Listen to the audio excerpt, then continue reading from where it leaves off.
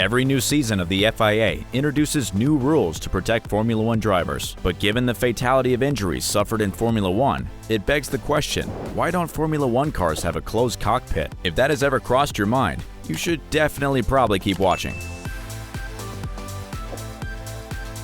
The 60s, 70s, and 80s were, without a doubt, the most dangerous eras in F1. At least one driver was guaranteed to die in a race, and those who were lucky enough to live either succumbed to injuries or bore the scars of war that will forever live long in their memories. A good example is Niki Lauda, who got stuck while his car was on fire and was nearly burnt to death at the 1976 Grand Prix. Lauda is just one example of how crazy, scary, and risky the earlier years of F1 were. However, the events of May 1st, 1994 would change the course of F1 history forever. On that day, Ayrton Senna, one of the greatest and most loved Formula One racers of all time, passed away at the San Marino Grand Prix in Italy. And just the day before that, Roland Ratzenberger also lost his life during the qualifiers. Those two deaths within the space of 1 week became a turning point for safety. Ever since then, the FIA has prioritized driver safety over everything else. Senna in particular was killed as a result of a piece of suspension and upright assembly penetrating his helmet after he crashed. And in order to prevent these tragedies from happening again, FIA has introduced a number of measures to ensure the protection around the driver's head is reinforced. However, there has been an argument that Senna could have been saved if there was a closed cockpit. But despite the argument for a closed cockpit for years, some fans still believe the introduction of a closed cockpit defeats the point of F1 being an open-wheel series. The FIA began to take the idea of a closed cockpit serious after then Ferrari driver Felipe Massa suffered a very serious injury at the Hungarian Grand Prix in 2009 after being hit by a suspension spring, and also the death of Henry Surtees, who lost his life when he was hit by a wheel during an F2 race in the same year. The tragedy gave the FIA a sense of urgency to protect their drivers, and they ran some tests in 2011 to analyze how safe a closed cockpit would be for their drivers. In the test, they aimed to fire an F1 wheel with a tire assembled weighing 20 kilograms and at a speed of 225 kilometers an hour from a compressed nitrogen cannon onto the surface of some prototype for closed cockpits. The prototypes were a 30mm thick triple-layer polycarbonate windshield, an aerospace spec polycarbonate canopy that is used on the F-16 fighter jet, a titanium roll hoop structure manufactured and supplied by the Lotus F1 team.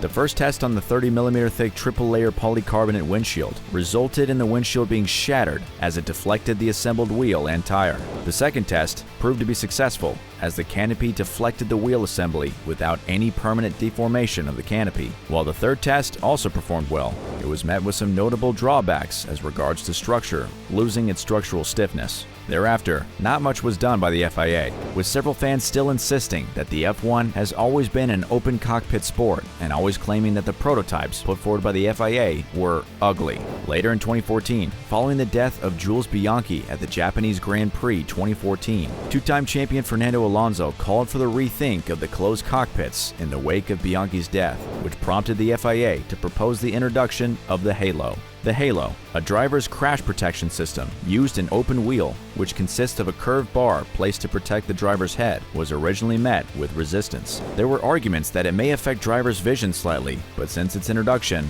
F1 drivers have adapted. More so, it has greatly improved driver safety, with notable examples being Charles Leclerc at the Belgian Grand Prix back in 2008. He was noted to have said, "I have never been a fan of the Halo, but I had to say that I was very happy to have it over my head today." The same can be said for Roman Grosjean at the Bahrain Grand Prix in 2018, when his car acted like a wedge and forced the metal barrier apart, causing his car to split in two and catch fire. He wouldn't have survived without the Halo. Another recent example is Mercedes driver Lewis Hamilton at the Italian Grand Prix in 2021 after a collision with Max Verstappen. Max's car went over the top of Lewis's car, hitting Lewis's head in the process, but the presence of the Halo deflected the wheel, so it was a glancing blow rather than a full weight drop. Lewis was noted to have said, "I feel very, very fortunate today. Thank God for the Halo. That ultimately saved me, and saved my neck. I don't think I have ever been hit on the head by a car before, and it is quite a shock for me." Now the question remains, if the FIA can develop the Halo, Why do they not have a closed cockpit? Back in 2017, Formula One planned on introducing closed cockpits, and Ferrari driver at the time, Sebastian Vettel, completed a lap with a prototype during the free practice for the British Grand Prix, but ended the lap early, citing distorted and blurred vision, which prevented him from driving. More so, the introduction was halted because teams didn't have enough time to test it. Moreover, while the idea behind a closed cockpit is to protect the drivers from flying debris, the introduction of a closed cockpit posed a serious problem as regards visibility, fire emergency, ventilation, and access in case of emergency. A very good reason why F1 can't develop a closed cockpit is that of safety. And as regards safety, questions needed to be asked about what happens to this debris if propelled over the racing track. What happens if a wheel bounces off the shield and lands in the spectator area? Furthermore, if the two wheels come off at the speed at which the car is racing and bounces off, it poses a serious danger to the spectators, marshals, and those around the edge of the track. Likewise, given that Formula One drivers have very little room to move and are positioned in such a way that they have very little leverage to force open a hatch, what happens in case of a fire outbreak and the pressure inside the cockpit keeps the driver trapped? Bearing in mind that the marshals are instructed not to go near a burning car until the fire is extinguished for their own safety. And what about when the car is turned upside down after a collision? And how will the driver be extracted as fast as possible? Will the inversion of the car after a collision not risk asphyxiating the driver? While these are safety concerns for the drivers, marshals, and spectators, the introduction of a closed cockpit is also a problem for the driver's visibility in wet conditions. With aerodynamics carrying away most of the rain from the driver's vision, a closed cockpit will result in additional changes, preferably a wiper, which would further add weight that isn't needed. Another reason why F1 cars don't have a closed cockpit is that of overheating and ventilation. Just imagine being on track with helmets, gloves, a racing suit, and a closed cockpit on a hot afternoon, while still seating on the engine and exhaust system.